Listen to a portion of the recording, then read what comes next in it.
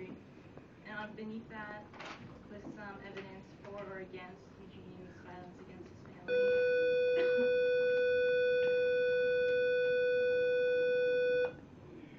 So what are some of the requirements of imperialism that you guys thought of? A big country and a small country. One really strong one. Okay, so one person has to be really powerful. Anything else? Financial considerations. Yeah. So the imperialistic country has things that they want in terms of material goods from the other country.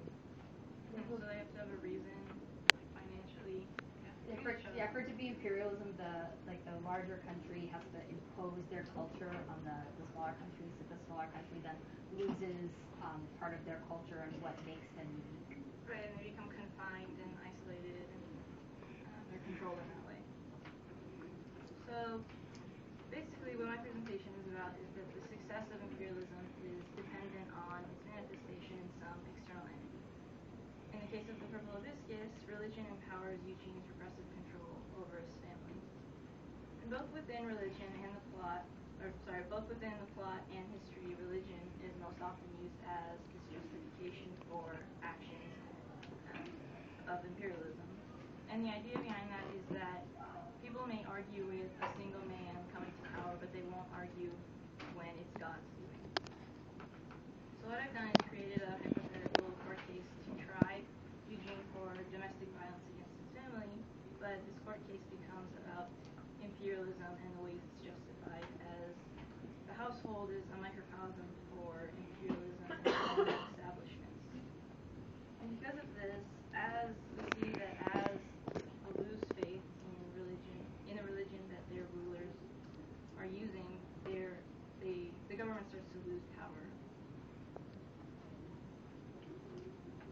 So in this court case, Auntie Fioma and Jaja are on the prosecution side, and Father Benedict and Eugene are on the defending side. And then afterwards, you guys are actually going to act as the jury and vote on whether Papa's actions are justified or not. So this is a court case. Before, can you guys just say who you are so we know? Okay, I'm the judge. Jaja. Auntie Fioma, the defense lawyer. Father Benedict. I'm Papa.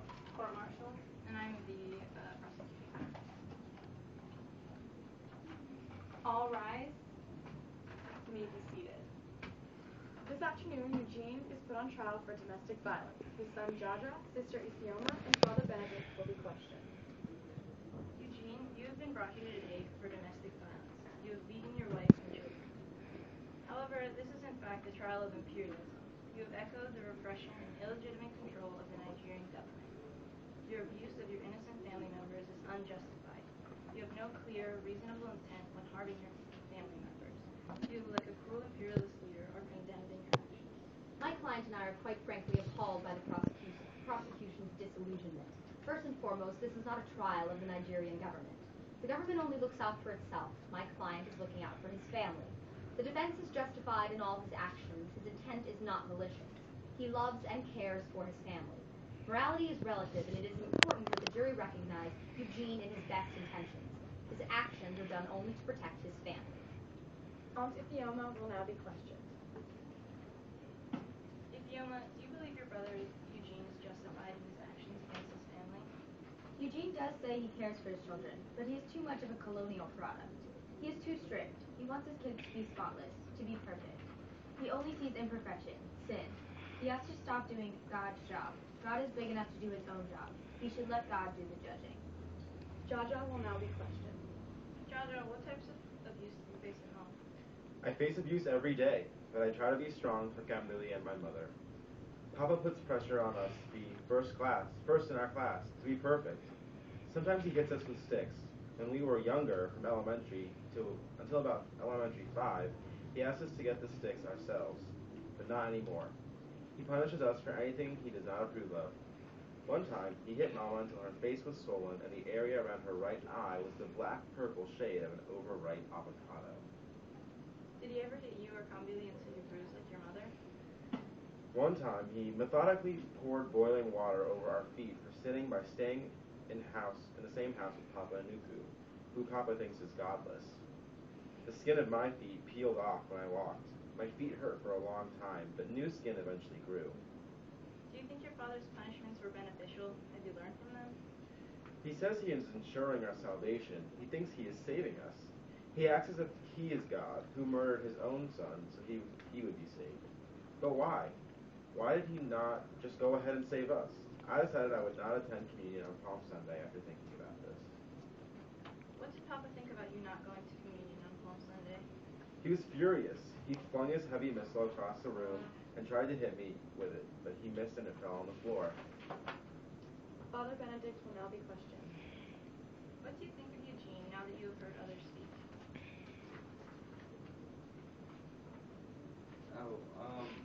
Eugene is a religious man. He is a good Catholic. He comes to every communion and his whole family comes to church with him.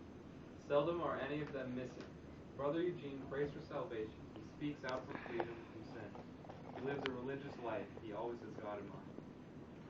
Eugene will now be questioned. So Eugene, you have heard others who know you well speak. What do you have to say? Your actions resemble those of an imperialist leader? I would never stand for imperialism. I believe in renewed democracy for Nigeria and oppose the corruption of the military government. My paper, The Standard, serves as a mouthpiece for the Senate. You don't think your actions are unjust or cruel? All the things I do for my family are for their own good. But how do you justify beating your wife and inducing a miscarriage or burning the skin off your own children's feet? I love my wife and my children, Jaja and Camberley. The things I do are only out of kindness. My actions are for their salvation. The devil had set up a tent in my house, and my family was sinning. My children are precious, and I do not wish to hurt them. But when you walk into a sin, your feet burn. Okay, so that concludes the excerpt from the court case you going to listen to. Now we're going to vote on the verdict. Yeah. So all of you who think that Papa is justified in his actions, raise your hands. Okay, and all of you who don't think he's justified. Okay, so you guys have decided that Eugene is guilty of domestic abuse and he is not justified with the reasons he provides. However, Eugene's regret, his reason or justification, and the verdict is ultimately irrelevant because that's all completely relative to culture and perspective. Obviously, we've seen some characters that think Eugene is justified in his actions and others that don't think that he is at all. But regardless of the verdict, it is evident, however, that imperialism must establish itself through some ideological foundation to be successful and be able to establish itself. For Papa's rule to be successful, he has to gain power through an external entity, which is religion in this case. In other words, he has to look to an irrefutable religious higher power to validate his imperialism or oppressive ways over his family. He believes all his actions are justified in that they are God's will and will ultimately lead to his family's salvation. But because his authority depends on his religious beliefs and especially the validity with which others regard them, as his children are exposed to new ideas and begin to defy him, his power diminishes. Questioning his religious beliefs that he preaches to them is tantamount to questioning his authority. While visiting Aunt Ifeoma, Jaja and Kambili are exposed to many new ideas about faith that contradict Papa's. The hot water he uses to punish them for their sins burns the skin off their feet. The peeling skin is symbolic of their changing beliefs.